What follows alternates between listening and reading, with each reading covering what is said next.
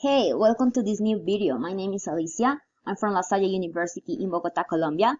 And today I want to talk about the curriculum planning from the national to the local, the Israeli case. It is a chapter taken from the book International Handbook Curriculum Research that was written by William Pinar.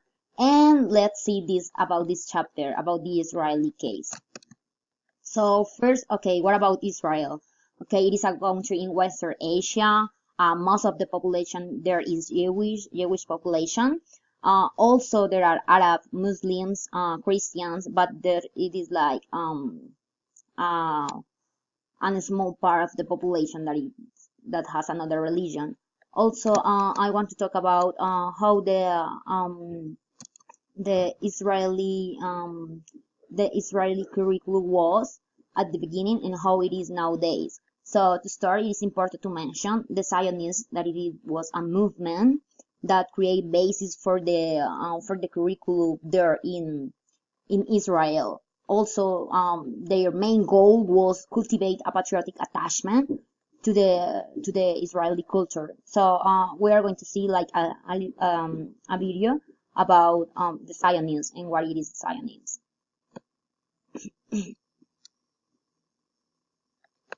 This episode is brought to you by AJ Plus. Elections for the 37th World Zionist Congress are now underway. This governing body is historically important to Israel because it functioned as a Jewish government long before there was an actual state of Israel. So what is Zionism, and how does it influence Israeli politics?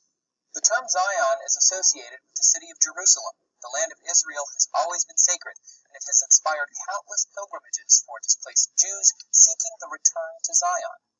Around the dawn of the 20th century, immigration to the land of Israel was especially popular because of a growing Zionist political movement.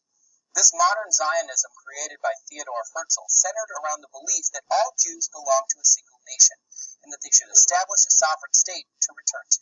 Herzl published a pamphlet on the subject, known in English as The Jewish State, and then organized the first World Zionist Congress in 1897 to discuss homeland options. During the next few decades, Jewish states were proposed in places like Alaska and Uganda, but Jerusalem, in the Palestine area, was the area that held the most significance for Jews. In 1917, Britain okayed a Jewish state in Palestine, and after the Holocaust, many other Western countries supported it as well. The State of Israel gained its independence in 1948. After the establishment of the Israeli government, the World Zionist Congress lost some of its power, but it is still around today as part of the World Zionist Organization. Okay, so as we saw there, Zionism is still nowadays an important movement in Israel, because what they want to is to take all that culture that was lost with the wars and all that, and like cultivate again the religion, the Jewish religion there. And also because of this movement, education there in Israel was divided in 1953, but also the government saw that that division of the education didn't work, so they just like go forward, and then they just like create a new curriculum based on the educational system of United States. And also they start like creating new ways to teach, because they saw that only religion in the curriculum that didn't work, because for example, immigrants from Arab immigrants, they weren't learning about Quran. They were just learning about the Bible, and that doesn't work for them. So in that case, in 1966, there was created the National Curriculum Center in the Ministry of Education, and and also in this case, with the creation of this National Curriculum Center, they start putting like more areas in the study of Israel, because they were just based on religion, and then they start like looking for other areas that could be useful for the students. And also we have the third generation of curricula and beyond. So it was in 1980s.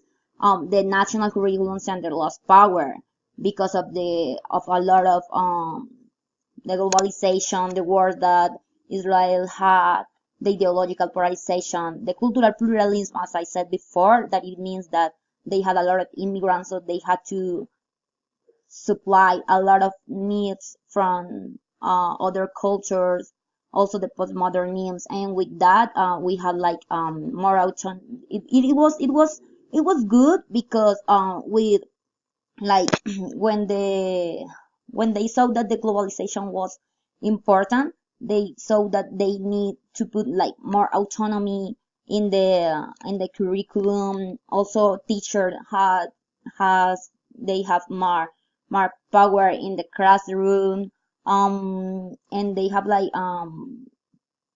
they start like applying more areas that are useful for the students.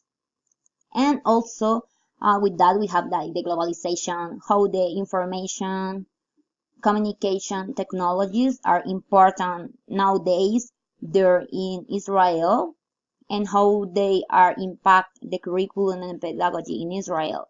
And they are still nowadays developing this like local curriculum, because they are based now on their culture, but also they want to apply there in their curriculum the things that are important for the world, not just in Israel. So that's it, and thanks so much for watching.